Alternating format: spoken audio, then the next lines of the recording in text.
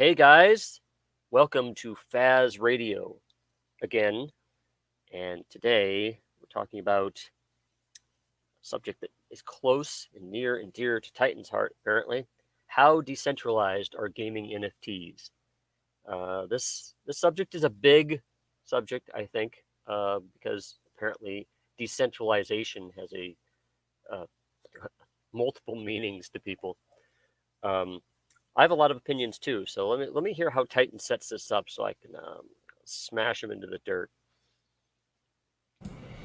Well, first of all, smashing me into the dirt is not the purpose of It's the the entertainment. conversation. It's the entertainment part.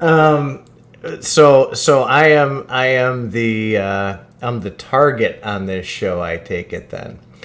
Ooh, I like that. That you're the whipping guy. Okay. Right. So I found a rabbit hole. Uh, I was telling Faz a little bit earlier.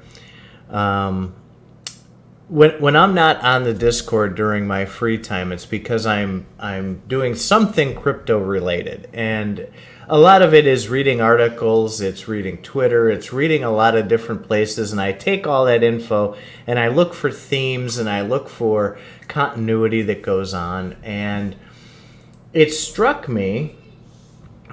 We talk about a lot of this marketing in the NFT world as these NFTs are decentralized and they can be used anywhere and they're so versatile. And I started looking around and I'm wondering how decentralized that really is, because you're right, decentralized has a bunch of different meanings to a bunch of different people. And there's a couple answers that you can't really say.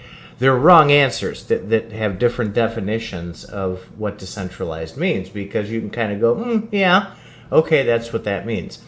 So you'll hear it in people who get up at conferences and talk about it, and they'll say something along the lines of, hey, you have this sword, you create this sword NFT, and you can take that sword and put it into multiple games and reuse that, and that's what gives it this huge resale value. And then I started going down that rabbit hole and finding out how true that really is. And the answer to that, from what I looked at, was that it's true and it's false at the same time. Meaning, that NFT can have a use in a multiverse of games. True. But it cannot, or at least that I found, have a use in other platforms' games. Meaning, if I create a sword for Ready Player One, and I can use it on all that platform's games, I cannot take it to Axie Infinity and use it in there. They won't allow me to take that sword and put it into their game. So is it decentralized and flexible and usable as they tout it in the entire gaming universe? No. It's only under that platform's games. I can't create a hat and a coat for my character in Decentraland and then take and use that in Star Atlas. So, is this really as decentralized as they're making it out to be? Okay. So let's get into what a gaming NFT is. So an NFT is, basically some sort of representation of some item. So if you say an art NFT, you've got a picture, and that picture is stored somewhere, which probably isn't on the blockchain usually, but it's issued by a specific person or entity, and that's basically, I would call it a signature. So if you have a NFT of Mr. Spock and Leonard Nimoy issued it on the blockchain, you could say, well, that's an official Leonard Nimoy signed copy. Um, and depending on how many he makes, is how much it's worth. Gaming NFTs add something additional to that. They make them useful in some way. So going to your sword NFT idea, you have the cool picture of the sword, which can be stored anywhere, which actually the picture doesn't matter as much as the fact that it's a sword. But then you have a bunch of attributes about that sword.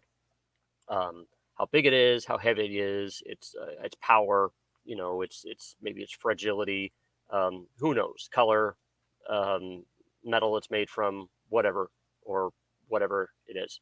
But it has a bunch of attributes about it. Those attributes matter in the game that they work with.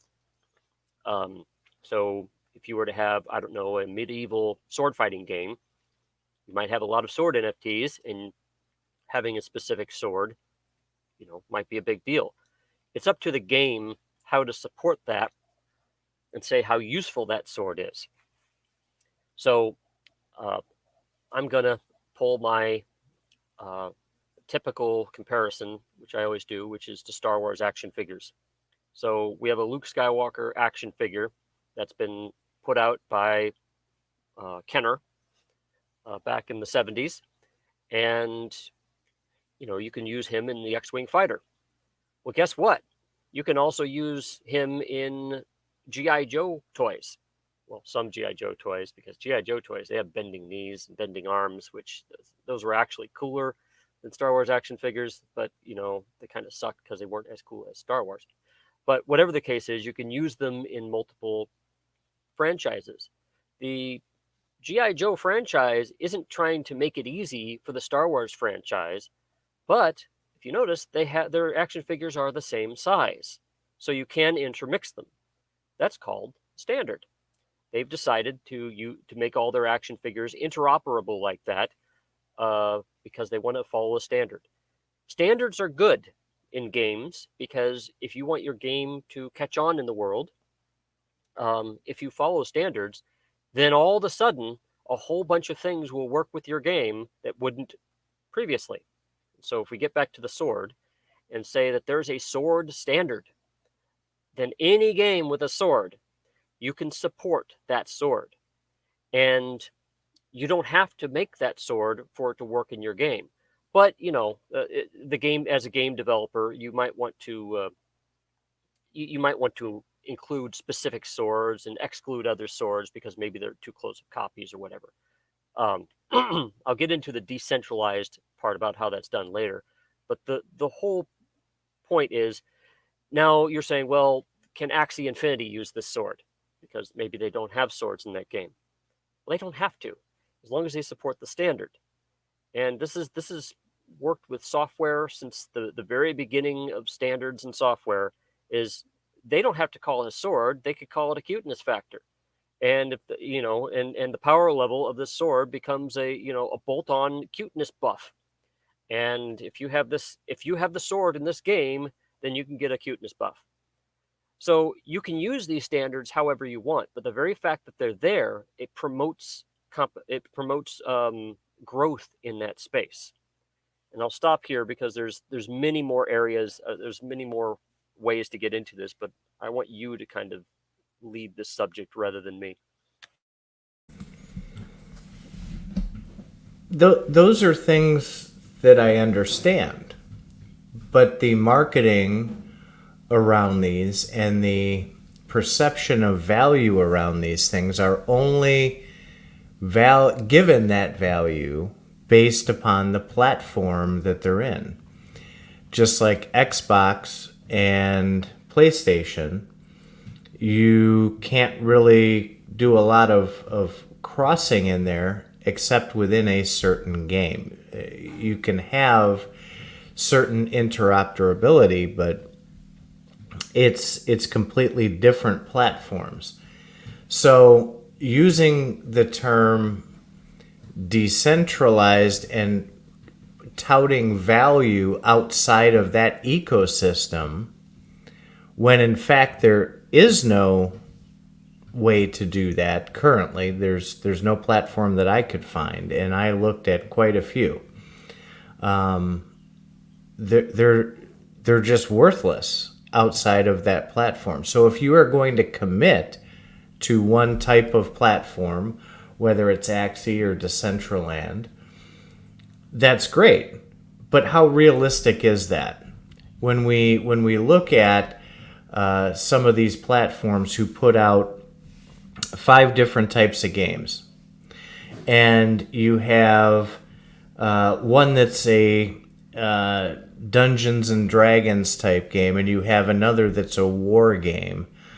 Is it realistic to say that you're going to take a tank from the war game and put it in, and you can use that somehow in this Dungeons and Dragons thing? Is that realistic? I mean, you could do it too, and players, there's certain players which would find that very cool, that you can roll a tank up on some kind of farming hamlet and destroy crops.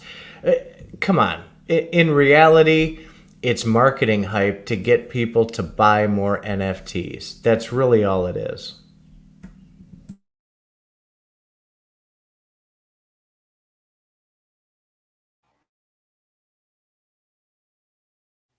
Okay, sorry. I had to turn off my air conditioner because it's rather hot here. That's why I'm not speaking over the top of you anymore, is because it's too hot, and I turn on the air conditioner while you're talking.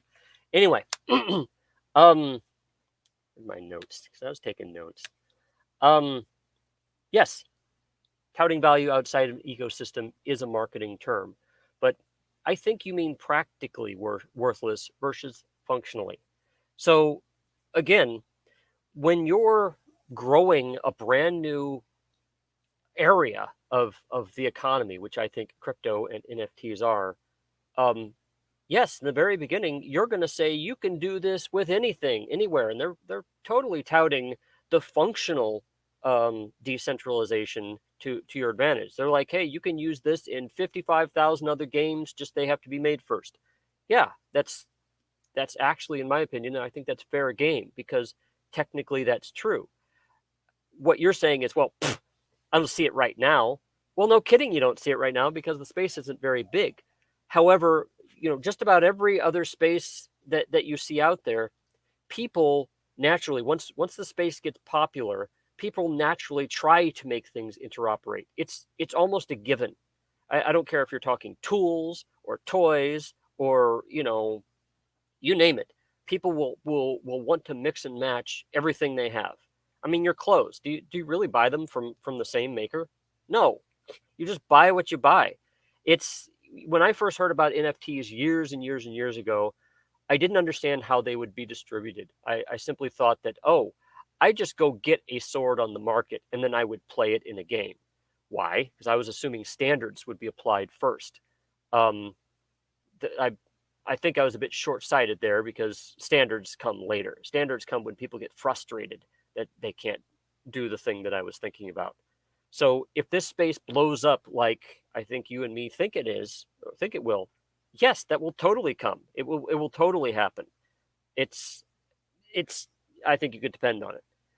Anyway, marketing and value, it's really based on the platform. I fully expect that somebody's going to come up with a cool set of NFTs that that they're invented for one game and the game sucks, but then it gets maybe the game is popular for a short period of time, and then another game says, okay, well if you have this NFT, you can use it, and then I could totally see the NFTs being more useful in the other game, and then the first one kind of falling by the wayside.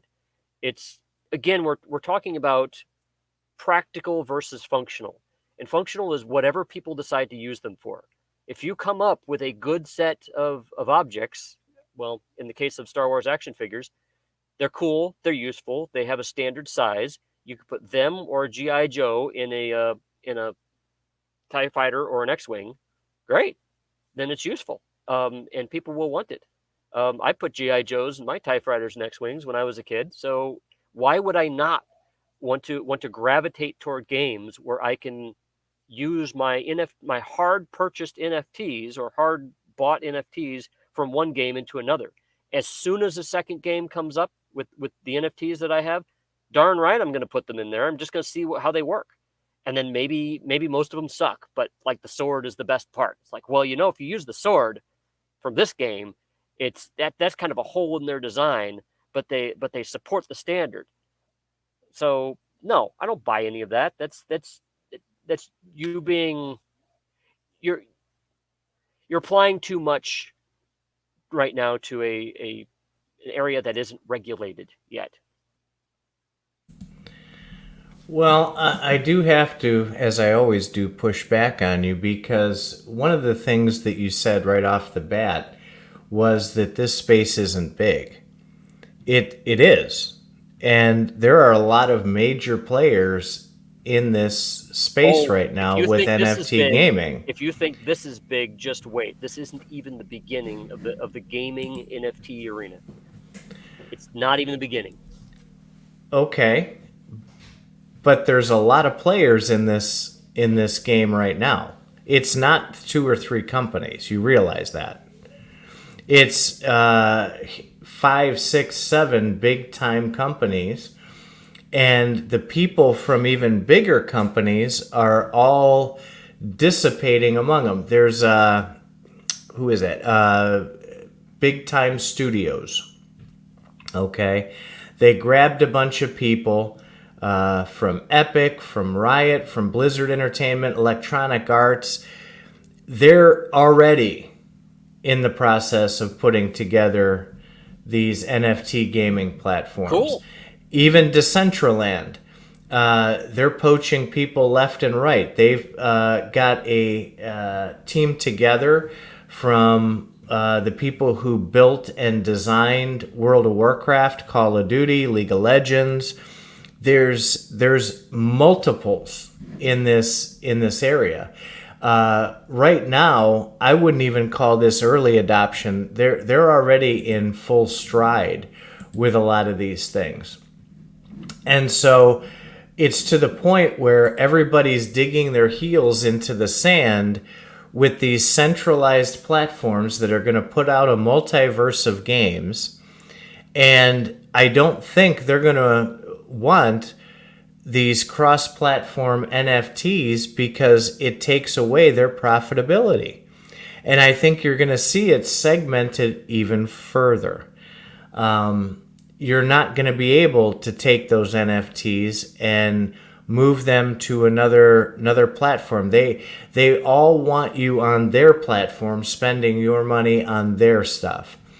And so while decentralized within an ecosystem is absolutely true, it will not be valuable or very valuable outside of that.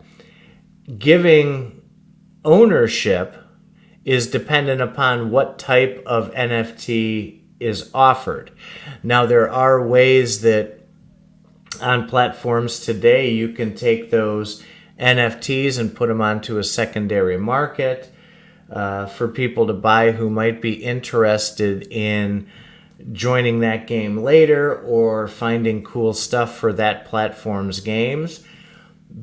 But when you have those player owned assets, which are plentiful at the moment, you can not do a lot of those outside of that platform. And you have to then take the popularity of that platform and hope that there's enough people that will take that secondary market and make that player owned asset do something for you. Okay. So you're banking those NFTs that you buy for Decentraland on the fact that you're hoping a lot of people are going to come to Decentraland and play that game. Okay. So wait. Before you keep going down this, Decentraland, I see really the way it looks, the way it acts. I see that as a lot like the Atari 2600. It's something. It's one of the first NFT places out there that a lot of people want to get involved, and you see a lot of big companies buying up land in Decentraland. Really, the game is boring. I mean, you go in there, there are these polygon, low poly people that just kind of walk around, and I mean, you're doing other things. You're chatting with people. I mean, are you playing? Are you doing quests with each other? Well, I'm actually I should step back and say I don't know if there's any programmed in rules like that Decentraland. My understanding is it's just an open world. Um, but get back to what you were saying, it depends. Some games are going to become popular because they interoperate. Yeah, sure. The big rich companies want to have it all for themselves. They're gonna want to do their own thing. But I can tell you that the big rich companies will always also do collaboration. They do it all the time. I'm thinking of Magic the Gathering. I just got my new set for Magic the Gathering yesterday and played it with my wife. They did a collaboration with Dungeons and Dragons. Well, in that case, they happen to own the D&D company too, so that helps. But they've done collaborations with The Walking Dead and with other external entities. And why are they doing it? Well, okay. Another collaboration is the Monopoly games. There's like you think of you could think of a way to make Monopoly, and there's a Monopoly game. There's a Pac-Man Monopoly. There's a Risk Monopoly. I mean, there's a million Monopolies out there. I mean, there's even a site I believe you can make a Monopoly in your own image. But collaboration has its place, and it's not an all or everything thing. You're like, well, it's just people are just not going to do it. No, it's just maybe it's not the maybe well, I don't even see like everybody's just going to do one thing with NFTs. The area is too big. You're always going to have collaboration, and that's going to provide advantages that the big companies that don't want collaboration might do. But I guarantee those big companies will do collaboration once their IP starts getting stale. They'll do it just as a way to shake things up. They'll do it as a limited edition. Okay, we've never done this before because we like our own universe, but we're doing a limited edition. You can use your Axie Infinity cute thing bobber in our hack and slash game. And maybe he's a little angel or devil on your shoulder or whatever, but this is how we're going to integrate him into this game. That means any of these Axie NFTs, and we will list them out, can be used in our game. It might even be for a limited time only. Use your Axie Infinity NFTs for the next 6 months or the next 6 weeks or something like that. That people are not going to turn down a way to make money. I'm sorry. I don't buy that in a capitalist society. And that's exactly right. The other thing I found, which was interesting, you dovetailed into it perfectly for me, so thank you, are these partnerships that they make. These ecosystems will create these partnerships. And the stronger partnerships you have, the better your platform could perform. So it does bring it back around to that capitalist money making thing. You have a strictly centralized organization touting decentralized games as a marketing ploy to get people to come and spend money on their platform. Now, is that inherently bad? No. I mean, that's what you have to do to survive, and that's what you have to do to grow your business. The problem that I have with it is the way that they present that they can, they have this interoperability anywhere in the crypto space. That's not true. I can't put my crypto kitty into the Guild of Guardians. I can't put, these things. They have no value. They have no purpose. It's just based on platform. So is it going to turn out that, okay, so Sega is now in the NFT gaming space. What power do you think Sega has to develop partnerships? Is that an advantage to them? Absolutely. They're going to grab some great partnerships. They got money that other platforms might not have. So they're going to develop those cooler partnerships, let's say, which is going to bring your favorite childhood characters to life in the form of an NFT on their platform. Which you talk about, hey, down the road they might say, hey, for 6 months you can use those on our platform. Well, yeah, that's marketing to get people who are on another platform to come over and check out their game, hopefully dropping those and coming over to their platform. So this gaming industry on the NFT side is going to turn into a ridiculous battle. And you're going to have your bigger companies who are going to come out then with these ridiculously good games, which are going to put some of these earlier adopters, in the doghouse when it comes to what they can do on those platforms. It's all short-sighted, waiting for the next thing, just like Xbox and PlayStation is. You're going to find these big players, I think, taking over this industry, and you're going to have to start collecting NFTs all over again. From what I was reading, you have your adopters, and those adopters, the earlier you adopt into an ecosystem, the longer you tend to stay. But is that because you enjoy the platform and what they're doing, or is it because you have $30,000 invested in that platform in the form of NFTs and everything else, and you are working that capitalist side on your own to make as much money as you can? This sounds like a FUD point of view, because the same thing happened with the internet. Look, before the internet, Microsoft was getting really big. It was very obvious that Microsoft was kind of running the show. And when the internet started getting popular, 93, 94, 95, Microsoft was taking its time really getting into the internet. And what happened was they were unable to, they missed a big opportunity to come up with the standards. The first people in are the ones that are going to be doing all the things first. They're the pioneers, and they're going to come up with the common ways of doing things. Then, those first people can be big actors or they could be small. A lot of times they're small because the big actors don't want to take the risks. Once Microsoft came in, they tried to set the standard, but they couldn't quite close the deal. And I'm talking, Internet Explorer here.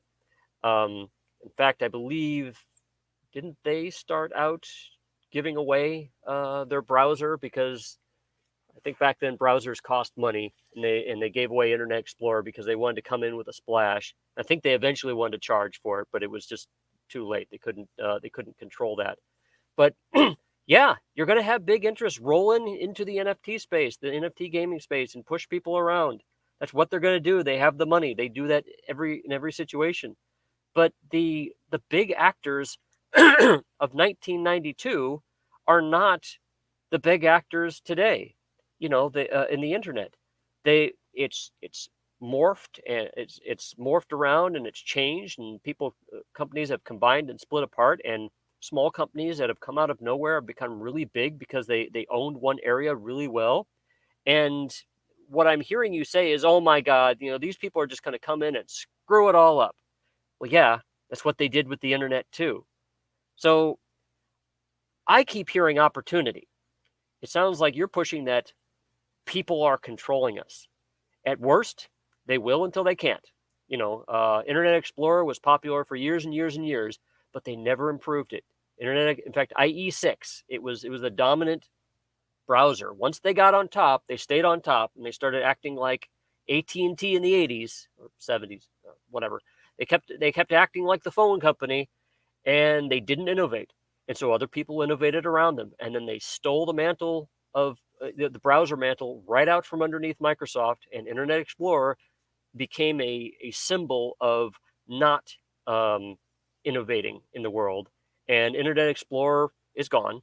Its Edge is a shadow of what Internet Explorer was. Google came and owned that area, and browsers. Now I see a bit more browsers. I'm using Brave, which is a version of Chrome, or a fork of Chrome. But I mean, yeah, the big interests are going to roll in and push everybody around. It's going to happen, but there's a lot of opportunity. There's a ton of opportunity, and it's going to take the big interest a while to wrap their minds around everything. And they're not going to rule every part of the internet. They're going to get ruled. They're going to get rickrolled in some areas. They're gonna focus really heavy on one area because they're like, we're going to own this, and people are going to be like, I don't care. That's not where the future's going. A new technology or a new way of doing things is going to come out, and then some other company is going to get really big. So expect to see a Google come out in the crypto world that's people are going to say, wow, this is where Google was. This is the same kind of thing that Google did to disrupt things. So if you don't have that interoperability, if that never comes to fruition, you are taking your in-game assets that you own, you're spending more for them, but you might not get that back at some When you point. say if you So don't have, I think you mean to say when you don't have. I don't follow. So anything's possible. Yes, if you don't have interoperability in your specific game that you have NFTs for, sure. But I think you're kind of using it like, well, if nobody has, or if it's just like this in the world where you don't have. No, the space is too big. You're not going to have all NFTs doing things. It's not going to be like, well, if you're going to have an NFT, you're going to do it like this. Um, the only way you're really going to have it like that is if you have a standard. But then there's multiple standards of NFTs. I mean, you can buy Tezos NFTs, Cardano NFTs, even on Ethereum. You have many types of NFTs: ERC 1155, ERC 721, and so on. ERC 20. So, I'd like to know how you're kind of coming across like there's this monolithic stuff that's going to happen. Everybody's just going to have to deal with it. We're all going to be screwed. We're all going to die. It's going to be raining cats and dogs. It's going to be mass hysteria. No. Uh, what I'm suggesting. So let me put it to you this way. I think they're making more out of NFTs than should be. I Who's think they? the gaming NFT gaming ecosystems. Cabal? Well, if you'd let me talk, you'd understand where I'm going. Well, I want to make So sure you define they when you say it, because that's right. what I'm going to So we have these gaming platforms which use NFTs, and these NFTs are vastly more expensive than current in-game assets.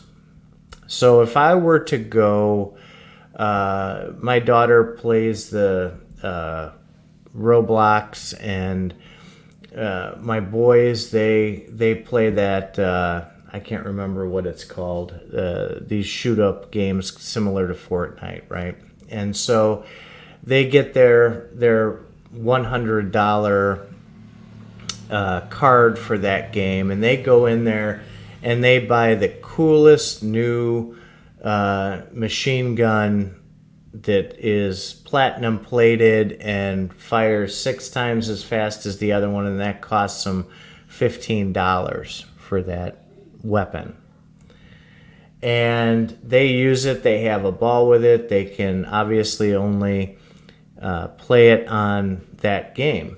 So that's what they're playing, that's what they're enjoying, and they're getting their $15 worth of fun out of it. The NFT gaming side is marketing this as, well, you own the asset.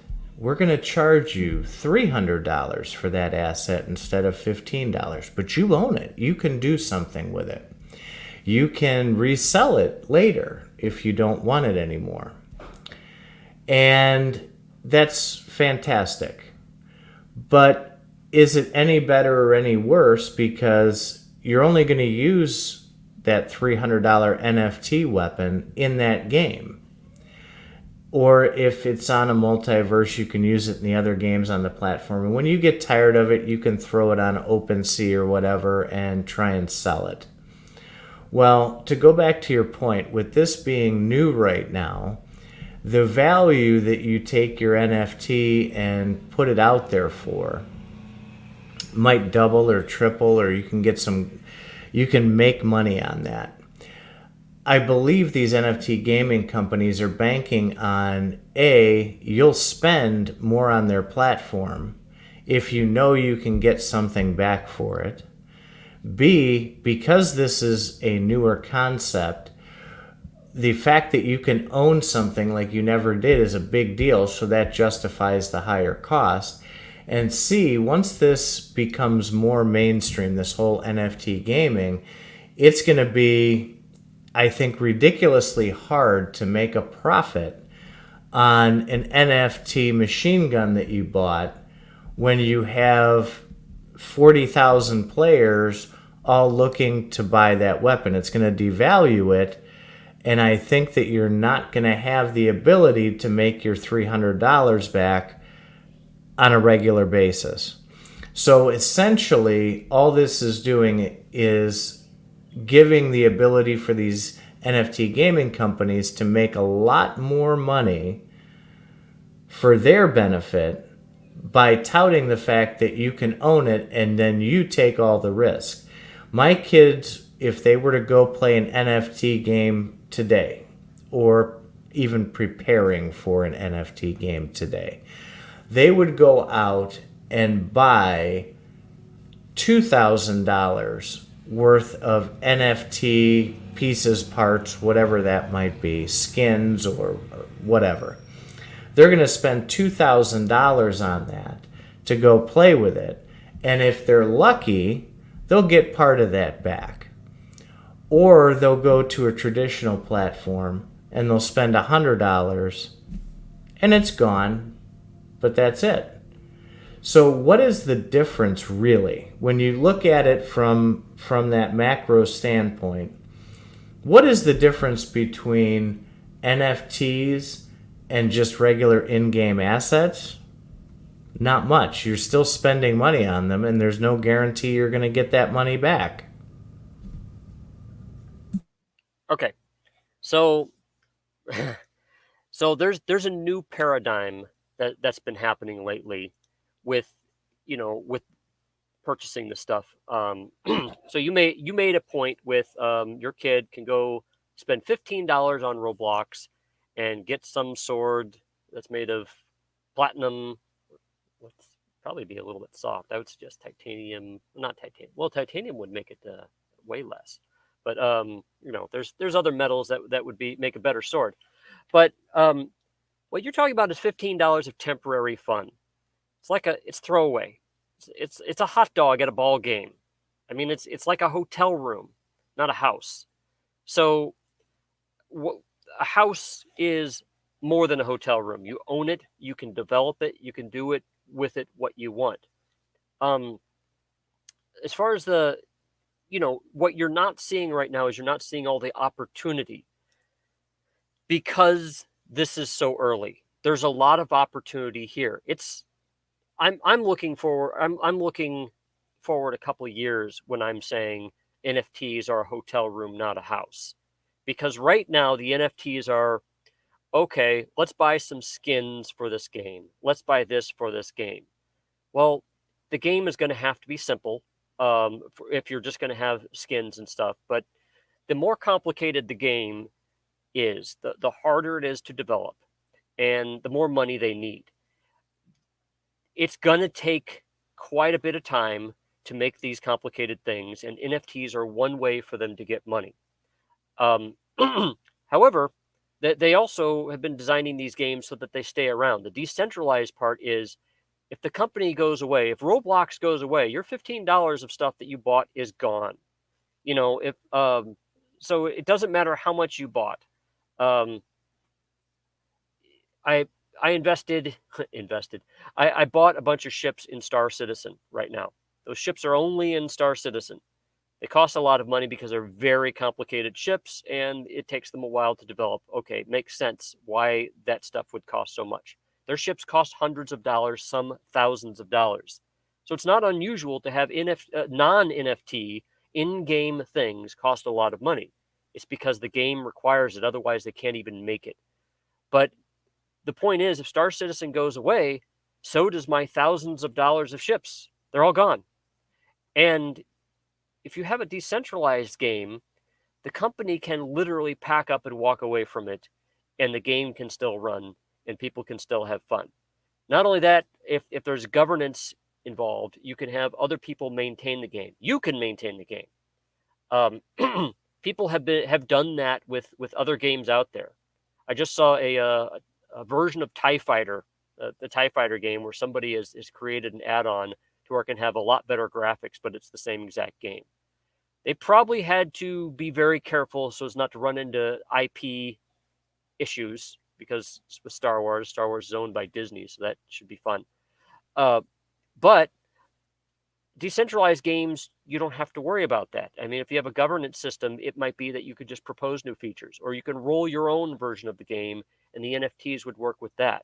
There's so many possibilities. It's hard for me to even make sense talking about them. So I come from playing Magic the Gathering a lot. I just mentioned that I played their D&D crossover thing, and I've been collecting Magic cards for years and years and years. They have thousands, tens of thousands of different kinds of cards out there. Each card is a card with its own set of rules. So every time you play a card, it's virtually unique. Yes, there's many copies of the cards out there, but it's essentially unique because there's so many cards, and not everybody has all those cards. And they don't have a problem with all this saturation you're talking about. And this is one company. What if you can use these Magic cards with one other company that actually takes advantage of these cards? OMFG, dude. It's limitless. So there's a lot of potential here that people are eventually going to be able to farm, and they're just putting it up for the first time. And you're like, well, the very fact that you're saying that anybody could do it, or it's functionally decentralized but not practically decentralized, you guys are just trying to pull one over on me. No, they're just trying to do what they're trying to do, and if it works, it works.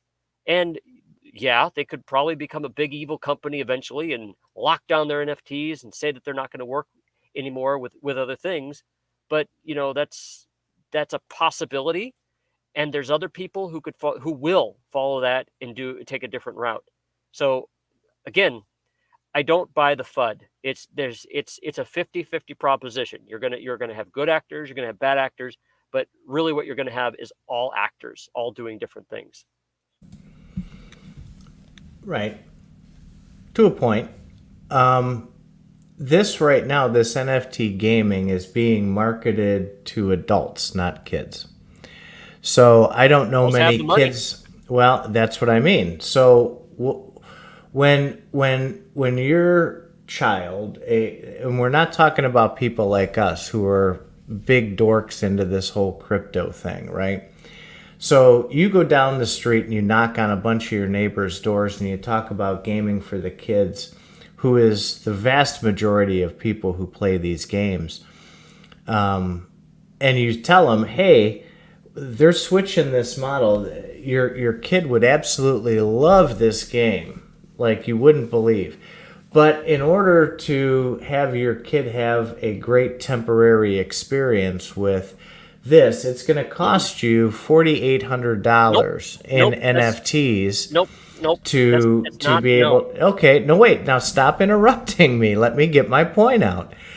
So, do you think that's really going to fly? And oh, by the way, you're going to have to get your kids set up if they want to play this game. You're going to have to go through a KYC process at an exchange and first put this $5,000 into other tokens so that you can go buy the proper tokens that will then be exchanged for these NFTs. But you know what? Don't worry.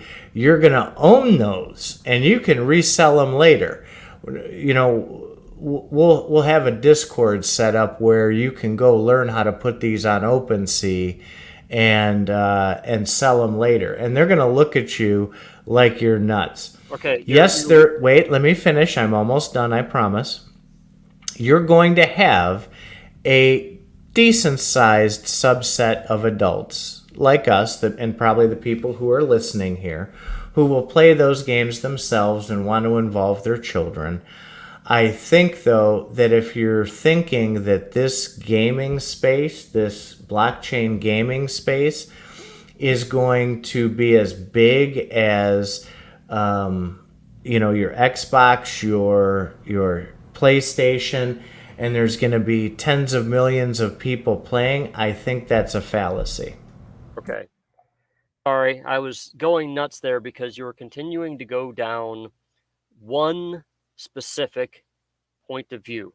And I'm just going to have to say your age is showing here, because what you're and maybe it's the fact that you haven't done a lot of gaming, but you're leaving out the biggest part of most of these games. It's called grind. Okay, kids, that's what kids do the most. They like that. They want that. Well, of course, nobody likes having to grind things, but they want to do it because they know they can get something for it because they don't have the money. These games aren't primarily supported on a daily basis by expensive NFTs that no one can afford. That's not who the games are designed for. You've come in early on one specific game, which shall remain nameless, but you've come in early on one game and you're seeing them advertise a lot of stuff, and you're seeing other games like Decentraland and other games selling lots of stuff. These are extremely early days, and this is the period of time where a lot of these games are financing their stuff. But the vast majority of players do not have the opportunity to get those NFTs that you might be paying hundreds of dollars for. That you're saying, well, in order to get set up, in order to play this game, you've got to have one of these, and you've got to. No, you don't. That's not how the games are designed. You don't design a game where everybody must have hundreds of dollars worth of equipment in order to play the game. You're not going to get very far. Um, the game that I think you're thinking about is one that's selling a lot of high dollar stuff, and they have a group of games where they're selling a bunch of high dollar stuff to finance the creation of the game. But when the game comes out, most of it is grind. People are going to be fighting monsters. The monsters are going to be dropping loot. They're going to be grabbing loot, and they're going to be, doing things with it.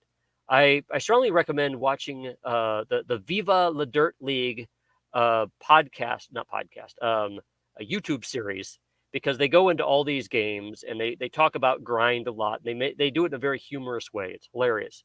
But this is what children are going to be doing. You're not going to come to them and say, we need to get you set up with a house, with some armor, with this, with that. No, they're going to come in the game with level 1 like clothing, and the game is going to point them to the nearest easy set of enemies, which is maybe a group of goblins, and they're going to say, kill these goblins and you'll get something. So the goblins get killed and then they get something. Oh, wow, they dropped some jewels. Wow, I got a jewel. I could sell that for some more armor. What you're building with these games is an ecosystem within the games so that people can have fun grinding. That's the game. And when you see everybody buying, all these expensive, towns and cities and shops and stuff like that, that's not what most of the players are going to be doing. They don't give a hoot about it. All these games, well, the enterprising ones will, but all these games, when you play them, those shops were previously NPCs, non-player characters, and you just went to a shop to get more stuff. You'd sell your loot to get this stuff. Well, now games are saying, you know what? There's things in the game that we haven't done before, which is we have land, we have we have ways to sell equipment and so on. We'd like to have an economy, and so you're seeing them sell that and value those higher. If you have a rare sword in a game, you're not always going to buy it. Sometimes you have to earn it, but there's others that you will buy, and I'm pretty sure that there's going to be some that you can earn that are going to be far better than the ones that you're going to buy. So you're kind of decrying classism here being introduced into games. I think in that some games are going to have stuff that they're going to sell, but that's not sell to early adopters so that they could fund their stuff. But that's not how the games are focused. No game is going to be successful if they sell everything for hundreds of dollars. I think there's some misconception with the grinding aspect. Kids these days and young people these days have the attention span of 0. And that is definitely true with our house is kind of the central house where all the kids congregate. and it takes them about 15 minutes to be bored silly with whatever they're doing, whatever they play that, what is that, Among Us or whatever. They'll play 1 or 2 rounds, they're done with it. They're taught now because of these instant gratification everythings. That's what they're being brought up on. So 5 years from now, they're going to be in that prime where these companies are going to want to grab those players. And I think that the attention span of grinders is gone. I think for our generation, because that's what we were brought up on, maybe so. And yes, we're the ones that have that money. But that's where it's being marketed, is it's being marketed to our generation and the kids and younger people, not just, 8 to 12-year-olds. I'm talking people who today are, 12 to 16, and they'll be the 20 to 25-year-olds where they're going to have their own money, get out into the workforce, and be able to still enjoy the gaming side of things. I think that their instant gratification upbringing is not going to want a grinder game. They're going to lose focus, lose interest in it that quick. Oh my God! So, you sound like my grandparents when I was watching cable TV. That's fine. You can mock me for sounding old. What I'm telling you, when they were younger, and they're like, that's "Oh my right. God, you can't pay attention with all this TV channels." So to get back to my point, they are marketing these NFT gaming things to us today because we're the ones that you even said, we're the ones that have the money to buy these things. They're going to end up with a generation that doesn't want a grinder game. They need to be thinking 5 to 10 years out for their marketing strategy, not focused on today.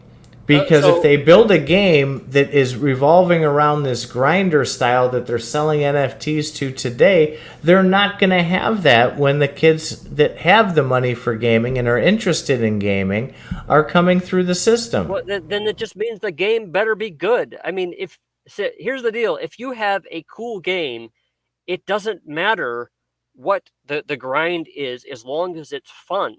And yeah, that's how games work. I know that you've told me in the past that you haven't done a lot of gaming in the past, and maybe you're doing a little bit more, but I've done gaming for the past 30, 40 years, and I can tell you that, the games that suck, those are going to be the ones that aren't going to do well. So don't play those. Yeah, that's going to happen. It sounds like FUD. Yeah, you're going to have crappy games. You're going to have really high dollar crappy games. Then they'll fail. And then the other ones with good grind will do good. The concept, because something is possible, doesn't mean that it's going to fail. You're just again, it is a possibility. It is one of many. Sure. Yeah, I do, and that is the whole rabbit hole that I went down with this is with them touting the decentralization and what that means to a lot of different people. It really is. It's a slippery slope with how this is going to end up panning out, and I think that a lot of the excitement around these things is because of the newness and the new concept of what gaming is going to be. And so when you talk about having these NFTs and how valuable they are, I think we're going to find out the value, but we're not going to find out the value for 5 or 10 years. Yeah. Now right. And there's a 50-50 risk that it's going to pay off or it's not, like you talk about. But my point being, like every venture capitalist ever, sure, is that we have to look at that a little bit differently. I find it disturbing that they're being marketed in this fashion, and to me it's like they're taking advantage of this newness to line their own pockets. And I'm not, you keep saying, oh, you're talking about one unnamed game. No, I'm not. I'm talking about all of them. I've looked at Guild Guardians, I've looked at Decentraland, I've looked at all these other gaming platforms, and They're all along the same lines, Well, and sure, I they're can't say that that's not going to happen. However, to just say because some people line their pockets there for everybody, no, that doesn't compute. I'm saying that you have to look at that past the marketing, and that you have to really understand that an NFT is a centralized creation to be used on a specific platform, or a closed ecosystem that may or may not have value in the future. And I say can, not have to. when these companies come out and they market them, and every single company, it's not just one, Faz, when these companies come out, because on these all these other websites it says the same thing and it's the same marketing message. They're touting that these are your assets, and these are things that have value to It's not them. wrong. Well, It's not wrong. it, right, but it's fuzzy because it might not have value, and it might end up costing you way more than using traditional game assets. So when I was a kid and I was buying Star Wars action figures, and eventually an uncle would come up to me. It's Christmas time and I'm playing with them. An uncle would come up to me and he'd be like, "Hey, are you keeping some of those good? Like, are you keeping them in their packages?" I'm like, "No."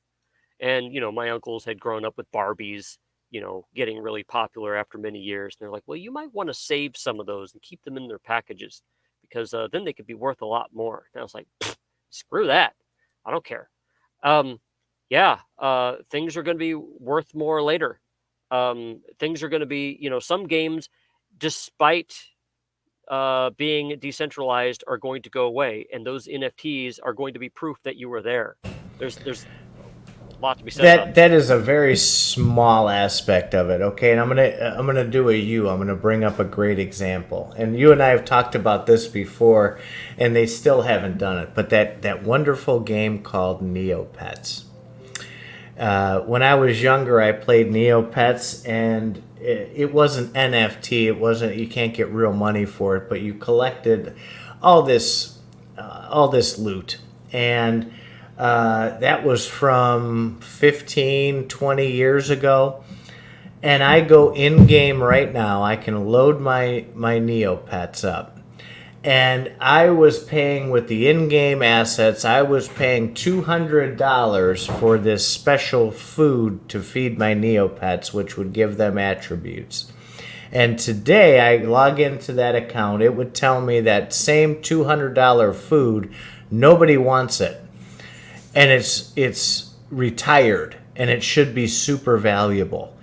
And I put it up in the shop, and it never sold for 3 months. It's worthless.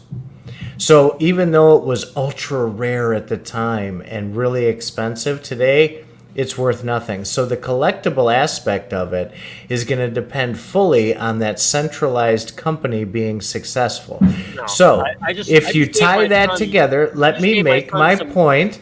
If you take that, whatever it is, whether it's an NFT in a game, the value of that NFT is solely related to the ecosystem that created it. If that Well, ecosystem is not popular 5 to 10 years from now, that NFT is going to be worth zero. it depends. I just gave my son some Beanie Babies that I had because I bought them back in the '90s. Well, guess what? They're worth nothing. There's some Beanie Babies out there that are worth a lot, but certain ones. And that's the rub. And I was trying to get to that.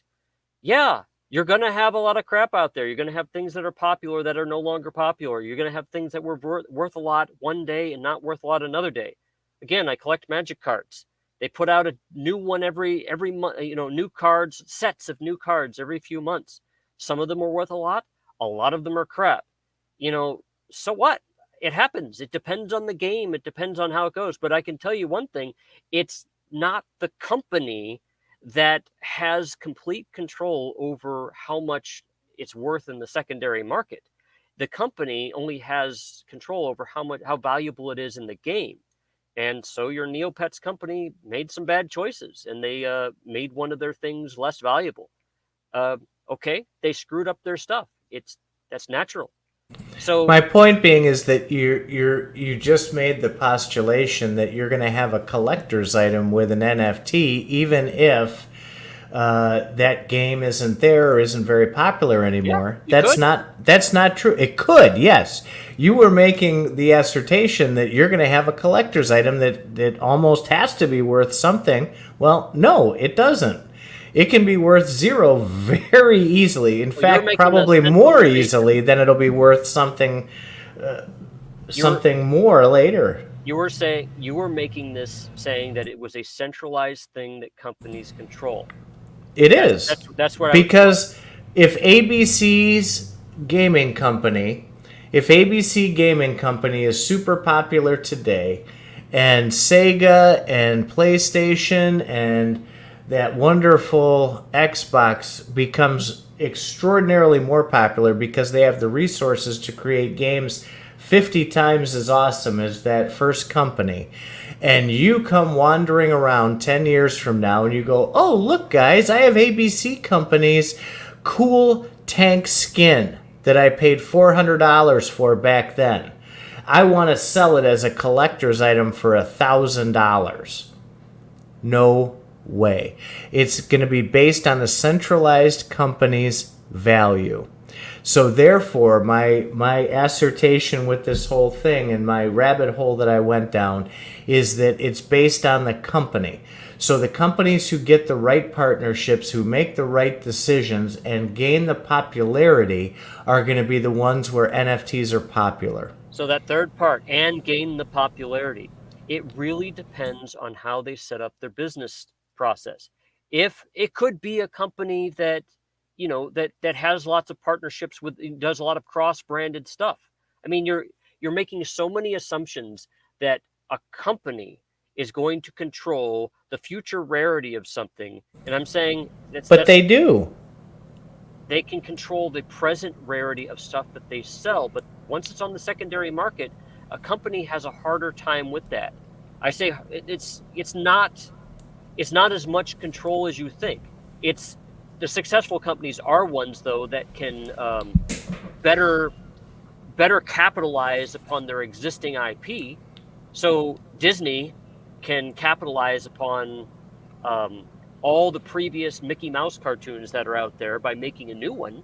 Yes, but the Mickey Mouse may not be as popular as he was in the 1950s. I mean, right, and that's right. That's my point. My argument is the ABC company NFT is going to be worth less as a collector's item than it is as an asset in the game. So the company does control the value of those indirectly. It's not direct, no, but it's indirectly. Yes, they have some. That's right. They have some. There's a difference between control and have some control. Yeah. You see, I think it's going to influence it. I think, again, we're talking opinions. You can't no, it's not opinions. This is logic. You can't munge two words by saying, if someone has some control, therefore they have control. That's a complete misrepresentation. Other companies may have more control. So, I'm just being realistic here. When you say a company has control, you might be seriously misrepresenting how much control they have. It's like you're just decrying the fact that they have control at all. And well, okay, so let me rephrase control as influence. How about that? Would that make you feel better? Yeah, companies certainly have influence. Right. So if you had a rare collection of original PlayStation games, what is the market really for those? Somebody like you or me who value those things and it's like a nostalgia thing might go out and buy a refurbished original PlayStation and one of the games. But is the cost of that game realistically going to be more than it was originally sold for? No. I like how you phrase these as black and white questions. Is it going to be? I No, know because they I make can go out. I can go to any of these. I can go to eBay and prove it to you in about 4 seconds.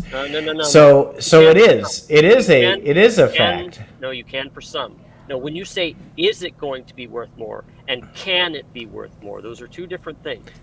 But real. Go to eBay and look up an original PlayStation and an original triple play baseball game. I guarantee you, if you compare the price of the original PlayStation and the original game to what I can buy it for on eBay today, it's going to be a third of the cost today. It depends on the game.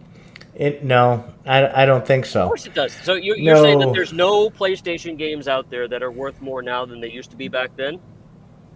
Come on. Uh, Come on. okay. You're So, reaching on this one. And even with no, the I'm not play reaching. I'm not even reaching, even but now the I speak as somebody who owned a Commodore 64, and I'm seeing a resurgence in Commodore 64s being bought and hobby built by people. There are people now that buy parts of Commodore 64s because they can't get the whole thing, and then they rebuild the whole goddamn thing to the exact spec that the original one was. And they might top it off by giving it a gold case and stuff like that.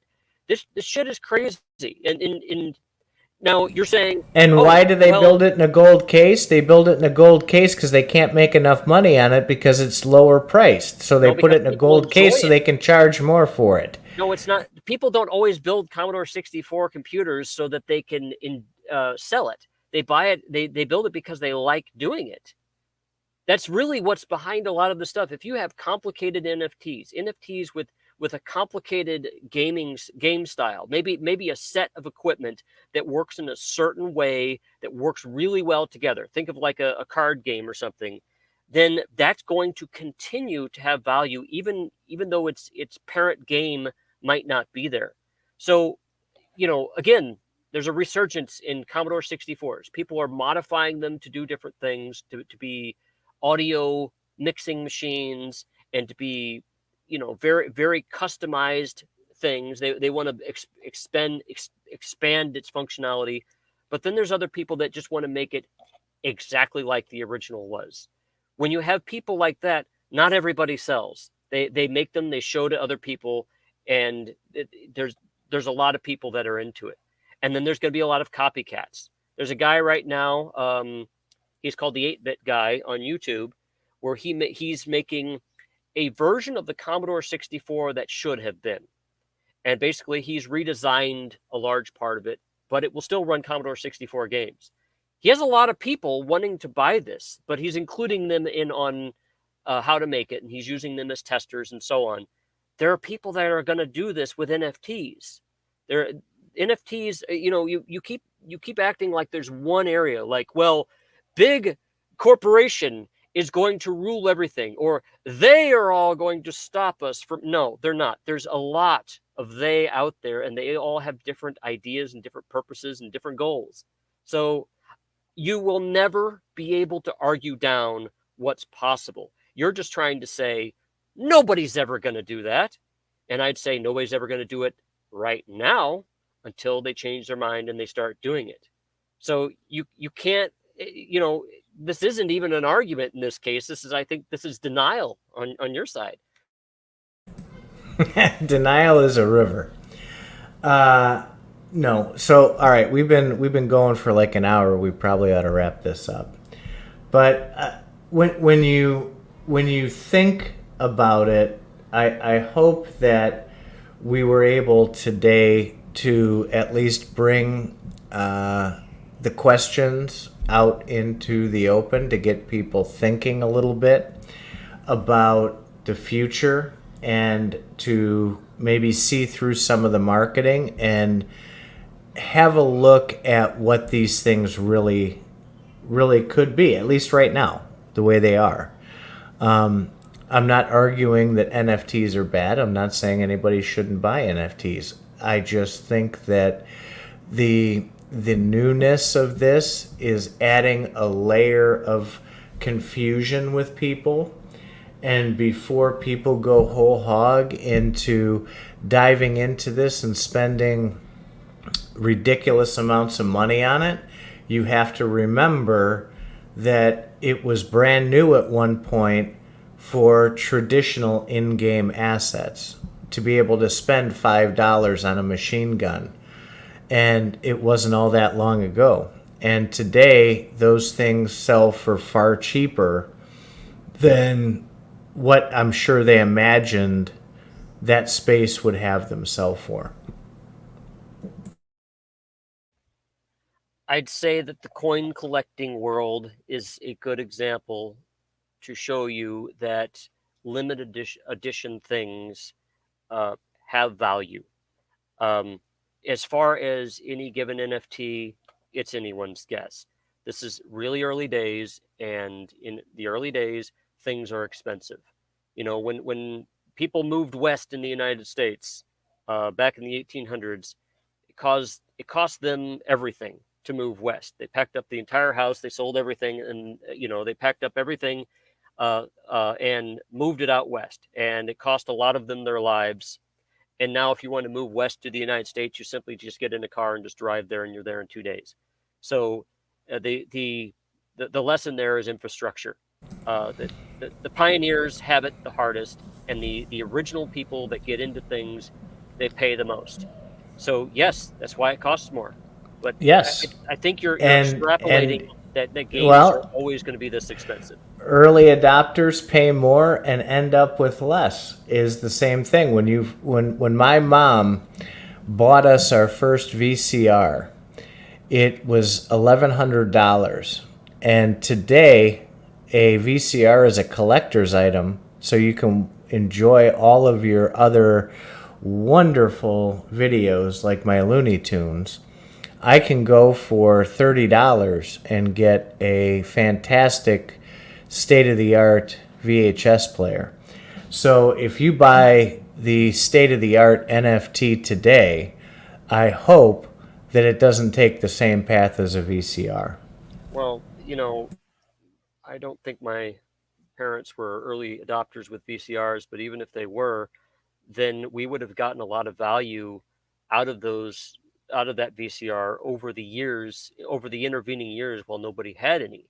And it, not all NFTs are going to be collector's items, and they don't need to be. It really, again, it depends upon the game, the popularity. Not all action figures from the 1970s are worth a lot of money now. Not all toys from the 1970s are worth a lot of money now. So I mean, it's 100 years from now, maybe they'll be, just about any toy will be. But you know, if you're going to base your argument on everything being more valuable later, that's no, it's not an absolutist thing. Everything is not going to be worth more later. It depends what's more popular 100 years from now. What's going to be worth more then, or even 20 years from now. So it's not an everything question. It's a some things. It's always going to be a something question, just like everything else. Very few things, I think. That's my opinion. I hope I'm wrong because I have a lot of NFTs. I Well, hope that's wrong. I think there's a lot of there are But I think trillions it's reality. there are trillions of things in the world. I mean, we have there are trillions of objects in this world, and no, not every single one of those objects in the world are going to be worth something. Just like there's going to be probably quadrillions of NFTs in the future, and not every one of them is going to be worth something. But Right. I don't. You better pick well. The If you're people going to who spend the money people on who them, you market better these pick well. games, the people who market these games, if they're telling you about interoperability, they're not snowing you. You're not. They're not screwing you over. Right. However, you do have a point with pay attention to their marketing. See how well situated they are within their area. There's some games that I think are a scam, and some that I don't. What's the difference? Well, I pay attention to who's running these games, um, what what their NFTs do in the game, how much they've promised, how much they've delivered. Are they showing? Are they demonstrating the game? How much do they have a white paper? How much materials do they have on the game? What's the size of their fan club? Do they actively answer questions? I'd say the same thing about any crypto coin. And I'd even say the same thing about any physical company. If you have a large Star Wars fan base, your Star Wars toys are going to be worth something in the future. I don't care if you have the ugly Ugnaught that nobody wanted when I was a kid. Funny, those things are becoming worth more and more these days, and I hated those things as a kid. But So it you're depends on arguing my popularity. point that the Star Wars ecosystem influences heavily the value of the figures, which I'd is say that exactly what I'm saying about NFTs. you have switched from the company controls to influences, and I'm I happy with did. that. You pointed that out, and I'm I'm okay happy. with that. That's a nice compromise way between us, which is the fact that a company influences. That's fine, because there's a whole other discussion we haven't even gotten into, which we should have a separate podcast about, which is intellectual property. You owning an NFT doesn't mean you own the intellectual property. When I have a Star Wars action figure, I don't own the concept of Luke Skywalker. I own that piece of plastic that's in the shape of Luke Skywalker. And so with an NFT, I own that non physical representation. Let's say it's a Luke Skywalker. I own that non physical representation, that non fungible representation of Luke Skywalker. I don't own the other one as well. I own just that one. So people don't have these concepts going through their head. And I think there's a lot of stuff mixed up in what you're saying when you say things like companies control. Well, they control their IP. They don't control the actual physical piece of plastic. They have influence on it. Star Wars has influence on a Luke Skywalker action figure. They would even have an influence over a Star Wars action figure that I created out of clay myself. I don't own the IP. I own that figure. And because the company has influence over it, they can make my clay figure worth a lot of money. Is that a security? Well, I don't think so. But I think that's the point you're trying to make, but I think you're not quite there.